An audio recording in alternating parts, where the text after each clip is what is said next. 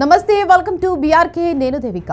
ప్రస్తుతం పశ్చిమ ఆసియాలో జరుగుతున్న పరిణామాలు చూస్తుంటే సామాన్యుడి గుండెల్లో రైళ్లు పరిగెడుతున్నాయి. అదేంటి, అక్కడెక్కడో యుద్ధం జరిగితే మనకేంటి సంబంధం, మనకేంటి సమస్య అని అనుకుంటున్నారా? ఈ వార్త విన్న ప్రతి ఒక్కరికి ఇదే డౌట్ వస్తుంది. కానీ ఈ వార్త వింటే మీరు కూడా వామ్మో అని అనక తప్పదు. ప్రస్తుతం ఇరాన్ ఇజ్రాయిల్ మధ్య మొదలైన ఈ యుద్ధ జ్వాలలు కేవలం ఆ దేశాలకే పరిమితం కాకుండా ప్రపంచం మొత్తాన్ని వణికించేలా ఉన్నాయి. ముఖ్యంగా ఇరాన్ సుప్రీం లీడర్ ఖమేనీ, ఆ దేశ రక్షణ మంత్రి మరణించారనే వార్తలు రావడంతో పరిస్థితి పూర్తిగా చేయి దాటిపోయింది. దీనికి ప్రతీకారంగా ఇరాన్ చేస్తున్న దాడులు దుబాయ్, సౌదీ అరేబియా లాంటి దేశాలకు కూడా పాకాయి. ఇక ఈ గొడవ వల్ల మన దేశంపై పడే మొదటి దెబ్బ పెట్రోల్, డీజిల్ ధరలు. ఇప్పటికే అంతర్జాతీయ మార్కెట్లో ముడి చమురు ధరలు చుక్కలను చూస్తున్నాయి. యుద్ధం ఇలాగే కొనసాగితే రాబోయే రోజుల్లో పెట్రోల్ కొట్టించాలంటే జేబులు ఖాళీ అయిపోవడం ఖాయం. ఇక విషయంలోకి వెళ్తే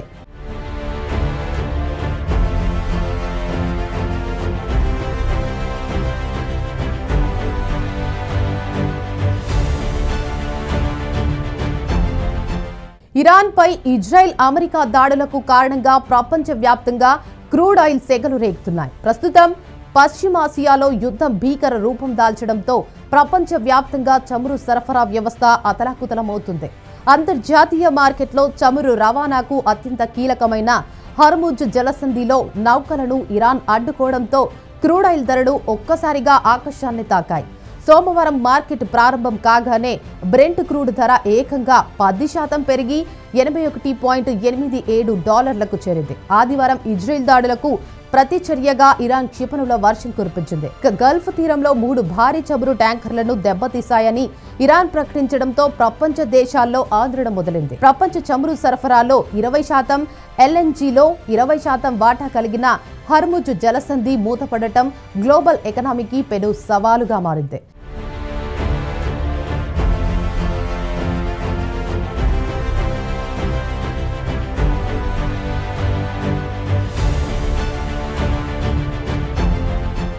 ఇక భారతదేశం ప్రస్తుతం అమెరికా, పశ్చిమ ఆఫ్రికా, లాటిన్ అమెరికాతో పాటు 40కి పైగా దేశాల నుంచి ముడి చమురును దిగుమతి చేసుకుంటుంది. ప్రస్తుతం పరిణామాల నేపథ్యంలో భారతదేశం తన ముడి చమురు దిగుమతిని సర్దుబాటు చేసుకోవడానికి సహాయపడింది.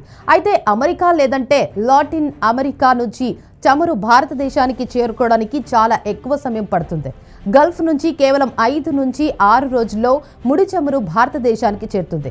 ఇక అదే అమెరికా, లాటిన్ అమెరికా నుంచి అయితే నెల నుంచి నెలన్నర సమయం పడుతుంది. ఇక దీనివల్ల మధ్యప్రాచ్య చమురు చౌకగా, రవాణా వేగంగా జరుగుతుంది.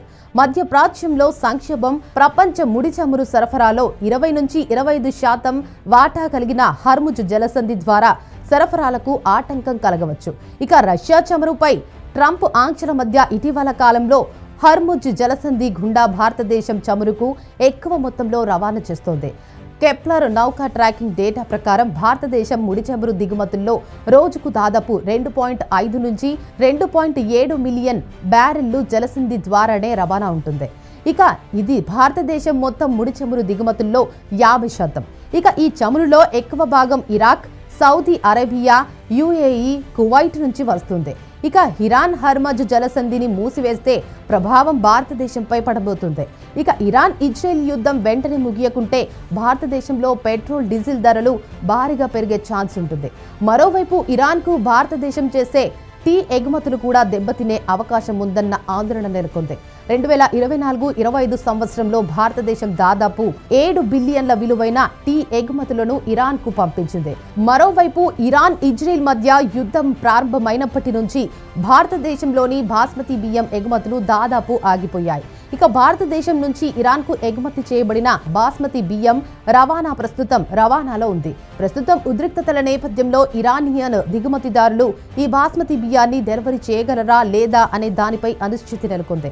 ఇక ఉద్రిక్తతలు కొనసాగితే మధ్య ఆసియా అంతటా బియ్యం ఎగుమతులపైన ప్రభావం చూపుతోందని నిపుణులు చెబుతున్నారు. ఇక భారతదేశం నుంచి బాస్మతి బియ్యాన్ని కొనుగోలు చేసే దేశాల్లో ఇరాన్ మొదటి స్థానంలో ఉంది. ఇక దీంతో ఆ రంగానికి చెందిన వారిలో ఆందోళన నెలకొంది.